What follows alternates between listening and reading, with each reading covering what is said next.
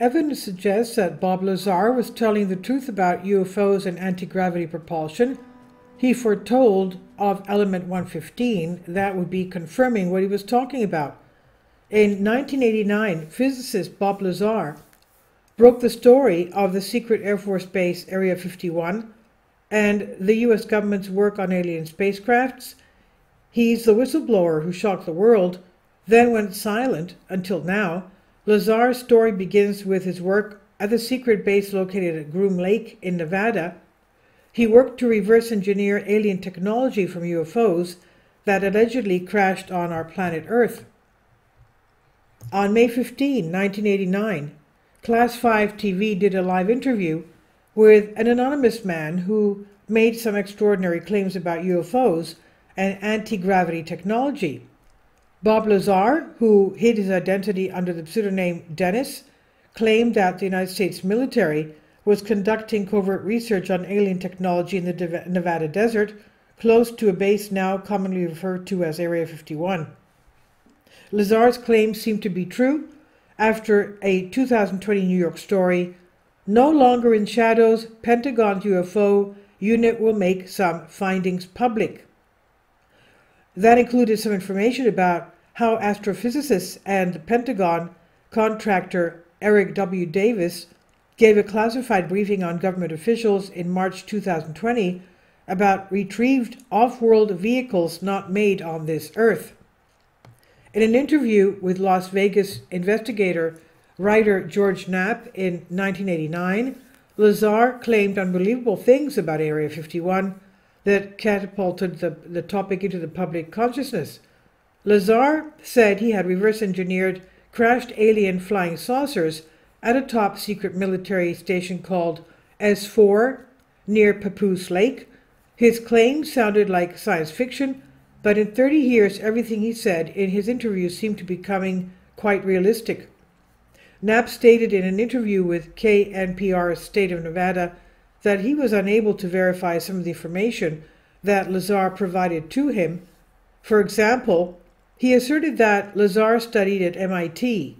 However, Knapp checked with the institution and it does not have any records of Lazar there. In addition, Lazar stated that he held a position at Los Alamos National Lab. When Knapp inquired about Lazar's employment at the lab, Los Alamos responded that Lazar did not hold a position there. On the other hand, Lazar showed Knapp and a photojournalist around the National Lab after taking them there himself. Knapp reported that everyone, including the security guard at the front gate and other scientists, greeted him as if he was a familiar face there. So if Lazar really worked at Los Alamos, is there any record of him? Medium user Signals Intel UFO has done great work by transcribing over 50 interviews of Bob Lazar with in-depth information.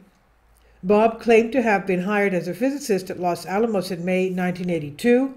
For evidence about his employment, there is an article written by Terry England on June 30th, 1982. To Lazar, a physicist at the Los Alamos Mesos physics facility, the important thing is the jet engine. It's something he's been working on for years, England wrote. In July 2020, during Joe Rogan's podcast with Jeremy Corbell and George Knapp, Corbell said he asked Terry England about Bob Lazar's occupation as a physicist at Los Alamos. There are two former lab employees who work directly with Bob. The first one is a physicist named John Jarmer, and the second one, according to Signals Intel UFO, had an administrative role but remained to be unidentified. Jarmer worked at the lab for over 2 decades in the polarized proton section, and besides Joe Vaninetti, who worked alongside Bob, is listed as an author on multiple original research papers with John Jarmer. Now, there are other documents and accounts stating that Lazar had worked at S4, a government laboratory near Groom Lake. Richard Gedrich has done great research in connecting the dots to Bob Lazar's mystery. Exactly as Lazar had described it in the 1980s, a craft of unknown origin can be seen spinning and flying belly up in one of the U.S. Navy's declassified UFO videos. Quote, "The craft that I worked on that when it's going to travel a long distance, that is how it operates. It puts its belly up to the target and then brings all of the amplifiers to power. And you know, it shoots off in that direction. It does not fly as it would in a science fiction movie. It flies with the bottom forward, Lazar said. And you can take a look at the so-called gimbal UFO in the preceding description of a tilting spacecraft. Seems at all familiar to you. In 2017, the Pentagon made a video online. In 2015, naval pilots flying off the coast of Florida came face to face with a fleet of unknown ships, and since then they have had scores of further encounters of similar nature. In the gimbal videos, there's a mechanistic turn against the wind without deceleration, and so we have a craft without rotors, without heat signatures, without plumes, without tail fins, and certainly no tail number, moving in a way that is counterintuitive to our aeronautics, filmmaker Jeremy Corbell said. He said when Bob saw it, he said it has to be a gravity-propelled craft, that it does mimic the propulsion system Bob Lazar described. It's eerie. While Lazar initially began discussing the possibility of using element 115 as a power source for an anti-gravitational propulsion, the element was not even included on the periodic table at that time. Now it is. It does not seem like much of a coincidence, does it? The study of UFOs did not end in 1969 with Project Blue Book. That was a lie, and it was an admitted lie by our Pentagon, Corbell said. We are living in a world where it's understood that there are craft technologically advanced from an unknown origin that are performing maneuvers that far exceed human technology. It's been going on a long time scale, and our government has been studying it. Bob Lazar further explained in his interviews that bombarding element 115 with protons leads to it creating element 116, livermorium, which immediately decays and produces antimatter. The antimatter collides with normal particles, creating a massive energy burst, which can be used for propulsion. It is quite likely element 115 can also be the famed exotic matter that is needed to create traversable wormholes that physicists such as Drs. Kip Thorne and Carl Sagan have speculated, and was the subject of a recently leaked Defense Intelligence reference document titled Traversable Wormholes, Stargates, and Negative Energy. In September 2020, Corbell shared a photo of Lazar holding aerogel that was used to package element 115 for transport.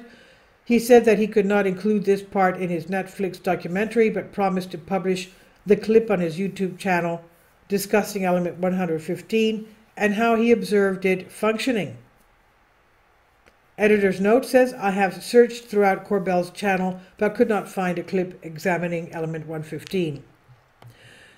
It's reported that a distortion occurs, a gravitational distortion. It's highlighted by how these vehicles appear to negate the effects of inertia. You've heard it thousands of times from credible witnesses regarding their UFO encounters. It's shot off at an impossible speed, they say. Commander Fravor and Commander Select Underwood used these exact words to me when describing their encounters with the Tic Tac UFO. The craft displayed instantaneous acceleration and was immediately gone from both sight and radar. Even the Princeton with its Spy 1 radar system confirmed this in real time. So what's up with these transmedium machines? Transmedium meaning it goes from air to sea and from inside the sea up into the air again at incredible speeds. These UFOs that fly with impunity in our airspace. Maybe element 115 can give us a glimpse into the UFO presence on planet Earth, Corbell writes. And this is on Collective Spark by Vicky Vermonthausen-Wise. Please leave your comments and thank you for your support. Please support my Patreon account. The daily posts are 5 videos daily, and they are totally different from what I have on my YouTube channel. Thank you so much for your support and that you find all my content so interesting. You'll find the Patreon account details in the description box below.